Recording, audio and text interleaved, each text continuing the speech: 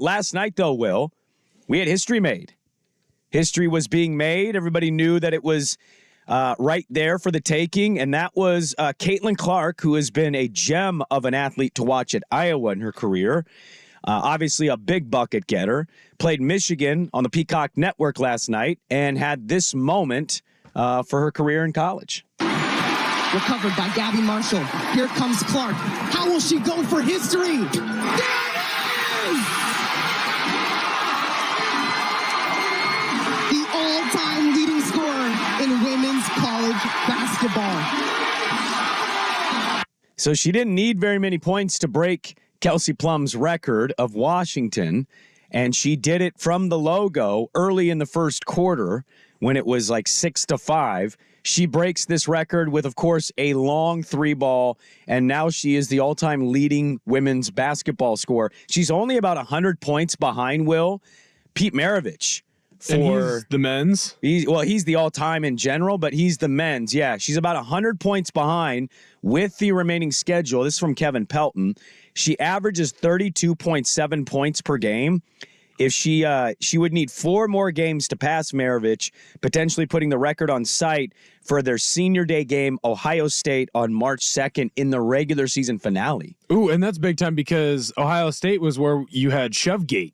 Yes. When they stormed the court and the lady destroyed her with the elbow, or maybe she just kind of barely ran into her and Caitlin flopped. Yeah, she flopped. We got the camera angle. It's okay. We got all the alternate angles. But no, she scores 49 last night against Michigan. She scored and assisted on 79 points. MJ would have got 50. Unbelievable. Yeah, MJ. Taurasi would have got 88. Who's the GOAT of women's basketball? Oh, that's a good question.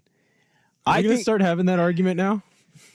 I mean, you could probably make a case for a lot of players. I think it's Taurasi. Taurasi? Well, yeah. I mean, you could. I'm a Sue Bird man myself. Are you? Yeah. I don't know. UConn legends. You can just like pick someone. I feel like. Oh, I don't know if there's a. I mean, Cheryl Cooper, right? The first player drafted in WNBA history. Was she the one who dropped 100? And then a USC game? Who am I? I'm thinking of Miller. I'm thinking. Oh, you're Reggie's thinking sister. Yeah. Cheryl Miller. Yeah. Yeah. Thank you. Okay. I don't know who the GOAT in women's basketball is. Subjective thing, but Caitlin Clark. I mean, she moves eyeballs. She gets people to go to games. Like every game she's at on the road, they have massive lines out the door. If you told me she was coming to Moda for the women's tournament when they have it this year. And not that they're going to, because Iowa's probably going to get a very favorable venue where their fans can get closer. Right. But if they were, I would love to see how full the Moda Center gets to watch her game. I think it'd be more full than a Blazer game. Because right now... Oh, at this point, for sure, yeah. I remember when Sabrina Ionescu was at Oregon, and I thought, there will never be that kind of fever around a women's basketball player to the extent that Sabrina had, right? Like, I remember Brittany Griner. Everyone wanted to go see Brittany, but they wanted to see Brittany because Brittany could dunk. And that was the only reason. She was tall, she dunked, yeah. Right, like she could do these things. She had a little Lisa Leslie about her. Right, but with Sabrina, she couldn't dunk. It was her skill and ability on the court. Not that Brittany Griner wasn't good. Obviously, she's had a long professional career, but with Sabrina, it was, look at what she can do. She can make all the passes. She'll go in and fight for rebounds. She can hit all the shots. It feels like Clark has taken that to the next level. And that's great for women's sports because people are talking about her ability on the court as opposed to, oh, hey, they're really Instagram famous because they're an Instagram hot, or they are freakishly tall and can make a freakish play in women's sports that no one really has been able to do aside from a handful of women. Right? I was wondering yesterday, because I was trying to think of like comps for her pro career. Indiana has the #1 pick in the draft for the WNBA. And, you think of a Caitlin Clark going to an Indiana, Will. I don't know if there's a better match made in heaven than that. Right. But I was wondering, like, is she a Jimmer Fredette or is she a Steph Curry? Is she college great, but not as pro great? Or is she college great and pro great? I think she's both. I think she's going to have a massive target on her back once the league starts next year and she's in it. Right. Well, here's the thing, though, because when you look at Jimmer Fredette was doing all that stuff at BYU when BYU wasn't in a great conference. The minute that he played... But he was pulling up from logos too, man. He was amazing. And he was getting buckets. But the minute that he played against athletes, true athletes, Jimmer couldn't do much because he turned into a Kyle Korver type where he needs to be a spot-up shooter. When you look at Caitlin Clark, she's doing it against the best of everybody. I mean, even when they lost to LSU, that wasn't because she performed poorly. It was because LSU was stacked that well. Yeah, right? They zero in on her. So, to me, I think Caitlin Clark's as real as it gets, but it's great for women's basketball because, again, you are getting more and more players that are getting more and more shine. I mean, like I said, I thought Sabrina was the top. In my mind, when Sabrina was in college, I was in college too, and I knew who she was, and I was tuning into games. And not just myself, because I'm a little bit of a sports junkie, and I'll turn on sports before I even turn on network TV. Sure. But I had roommates in college that don't even like basketball. Yeah. They would tune in to watch her.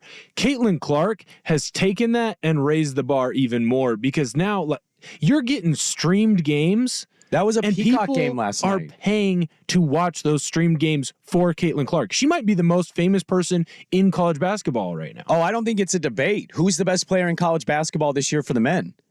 Oh, you wouldn't even... You don't know it, right? You wouldn't even know. You don't know it, right? Right. I don't either. It's probably the Colorado kid, maybe. Okay. And I know that because Cody Williams? Yeah, and I know that because Danny talks about him. Because the Blazers are scouting him. That's why Danny knows about it. And that's not to say that Danny wouldn't know the name. I'm just saying, there's a tie there, at least in the women's game.